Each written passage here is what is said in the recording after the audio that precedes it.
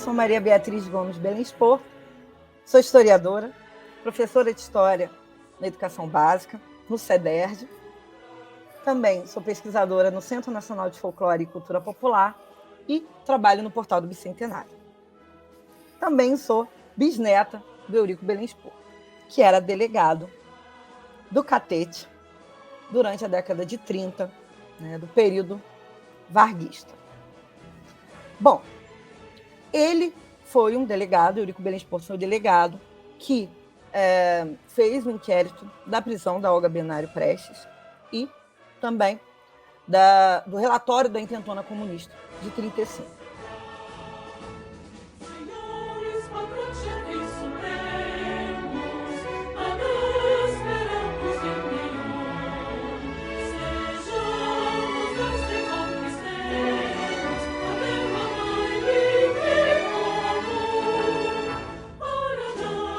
Bom, eu não tinha essas informações quando eu cresci, todas as informações. Eu tinha a informação de que o Eurico era o meu bisavô, que era delegado. Não tive contato com ele, pouco tive contato com o meu avô, Nelson. O Eurico, ele era do Sul, de Cachoeira do Sul. Ele nasceu em 4 de outubro de 1898. E ele casa em 1923 com Dora Ribeiro, minha bisavó. E aí vem para o Rio, se torna delegado do Catete, que era uma das delegacias mais importantes, se não a mais importante, porque estava justamente no bairro onde tinha o Palácio do Catete, a sede política, quando o Rio de Janeiro era a capital do Brasil. Bom, o que acontece? Entrei na faculdade de História em 2003, na UFRJ, no IFIX. Comecei a cursar. Lá pelo terceiro, quarto período, na verdade, comecei a trabalhar com Brasil Colônia, fui fazer uma apresentação num simpósio. Nesse simpósio, tinha cartazes pelo IFIX, estava o meu nome todo. Foi quando o professor Marcos Bretas reconhece meu sobrenome e me procura através de uma amiga se me conhecia. Fui falar com o professor e o professor Bretas pergunta se eu tenho alguma documentação. Eu falei assim, não tem. Explico que eu não sou muito próxima, que o meu bisavô não tive contato, também não tenho documento porque minha avó se separou, eu era muito próxima da minha avó. Pois bem, começo a investigar. E aí? Começo a falar com a família. E aí? Um professor reconheceu o meu sobrenome. O que está acontecendo?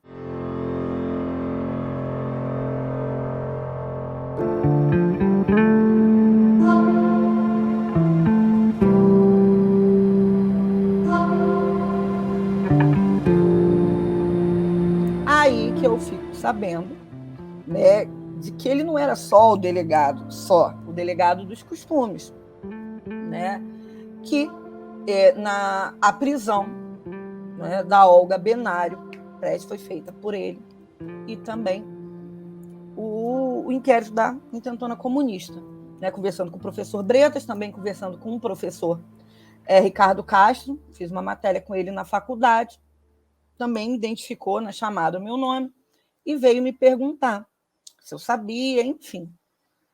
E aí começa a perguntar, ninguém tinha documentação mesmo, e fica nessa história.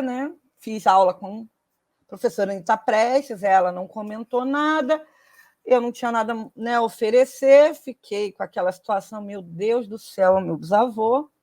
Mas até aí passa um tempo, começa as redes sociais, começa o Facebook, e aí eu tenho contato com outro lado da família, do segundo casamento do Eurico, que alguns parentes vão me adicionando. O Eurico se casa novamente, tem outro filho, o Sérgio Porto, e o filho Sérgio Porto, o mesmo nome, ele me adiciona, e o Sérgio Porto fazia, ele é formado em História, historiador, ele estava fazendo uma árvore genealógica da família, entra em contato comigo por isso também.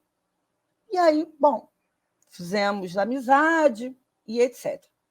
Passa mais um tempo, em 2015, quando eu estava no meu primeiro ano do doutorado, o Sérgio entra em contato comigo dizendo que tem uma documentação do Eurico Beija-Flor. Se eu queria, né? Porque eu atuo, se me interessaria, claro, peguei essa documentação, vi, né, do que se tratava. É uma documentação que tem muita coisa, muita da intentona comunista, listagens da intentona comunista, tem carta do Filinto Miller para, né, correspondências oficiais do meu bisavô com o Filinto Miller, uma gravura do Vargas e jornal da época da prisão do Prestes.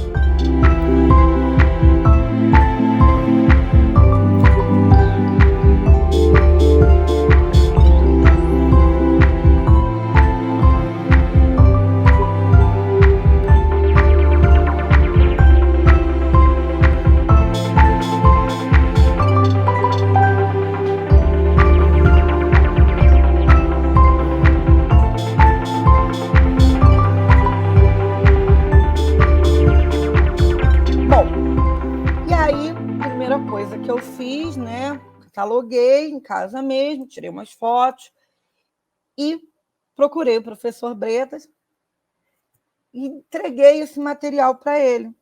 Depois ele passou para a professora Anita Prestes a documentação e aí eles me devolveram. Foi quando eu entrei em contato com a Georgia Travares, né, que, além de amiga, trabalhei, né, pesquiso. Minhas pesquisas são fundamentalmente no Arquivo Geral da cidade do Rio de Janeiro, tanto monografia quanto dissertação e a minha tese foram muito nesse arquivo. Dei em contato, falei do que se tratava, né, e perguntei se havia algum interesse de incorporar, né, esse material, porque foi a oportunidade de fazer o caminho oposto. Eu, historiadora, pesquiso, dependo de documentos dos mais variados tipos, né, para o meu ofício, a oportunidade de eu devolver, né, fazer o caminho inverso, de fornecer a documentação.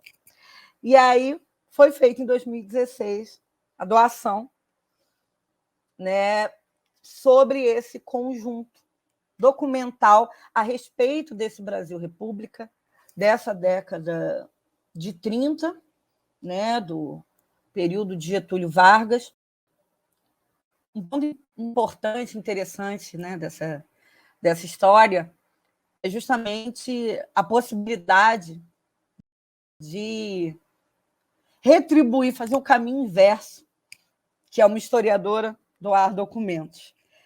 E o documento ele tem que estar num espaço público, né, de preferência, não só público, mas... tá.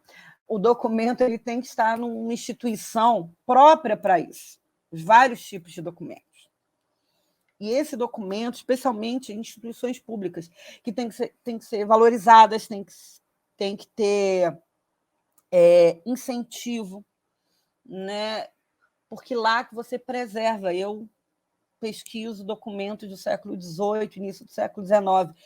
Isso só é possível porque há uma equipe, né, várias equipes que, ao longo dos anos, preservam esses documentos, catalogam, alocam esses documentos de uma forma correta.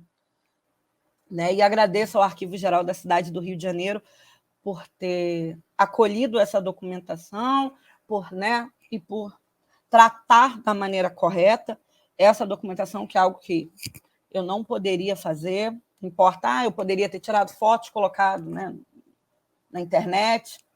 Não é assim. O tratamento e a conservação da memória e da história.